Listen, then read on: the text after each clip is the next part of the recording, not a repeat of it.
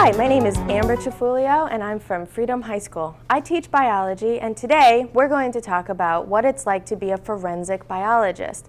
A forensic biologist is basically a scientist that uses DNA in order to solve crime scenes. When we talk about your DNA, we're talking about the unique code that makes you, you, and me, me. It's a special sequence that encodes all of the proteins that are made in your body, and each person's is completely unique. Even so-called identical twins are going to have differences in their DNA code. So how can we see these differences? We're going to use a technique today called gel electrophoresis, which is going to allow us to visualize the differences in our DNA. So let's get started. So in this tube, we have our DNA sample. We took the DNA out of one cell and made billions and billions of copies so that we had enough that we would be able to visualize.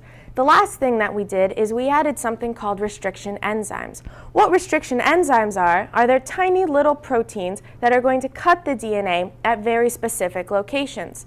Since my DNA is different from your DNA, a restriction enzyme will cut at different locations for each person. Then we can visualize how these different cuts look when we run the gel. So let's get started.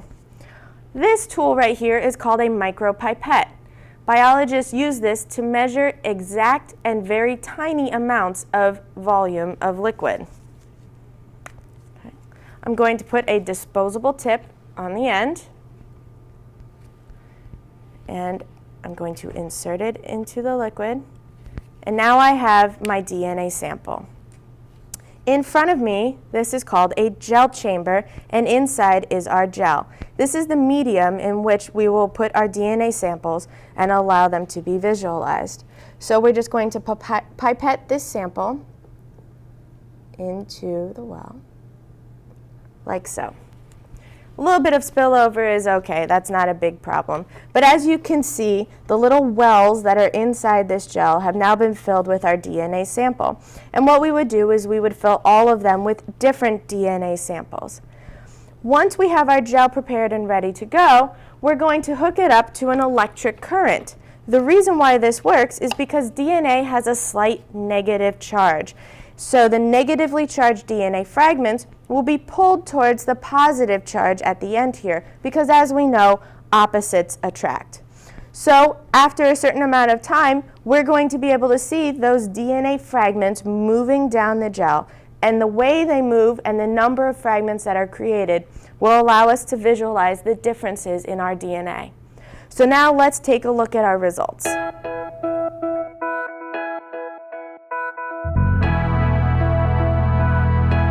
Okay, so here we see the actual results of our gel. You'll see that we have multiple lanes or columns of DNA data, and in each lane we have a different DNA sample. First of all, some of you might be asking, why is the gel blue? Well, DNA is clear and the gel is clear, so in order to visualize the DNA fragments, we needed to stain it so that they showed up a darker blue color compared to the rest of the gel. When you look in each of the lanes, you should see what we call DNA bands.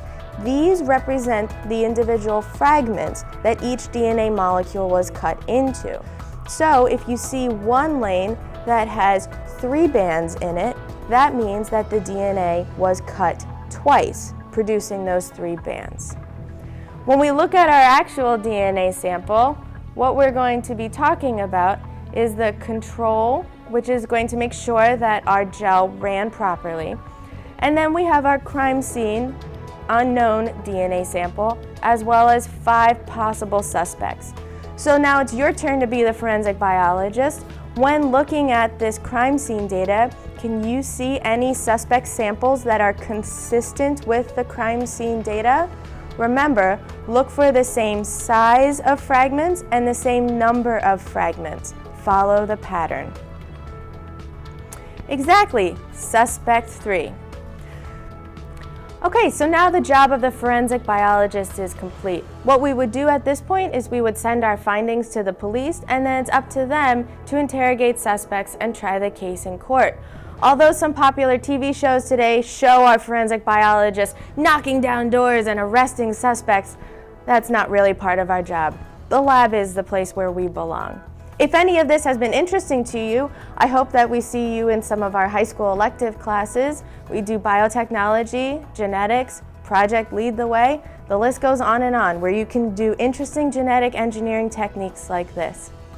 My name is Amber Chifulio, and I'm from Freedom High School, and I hope to see you in class.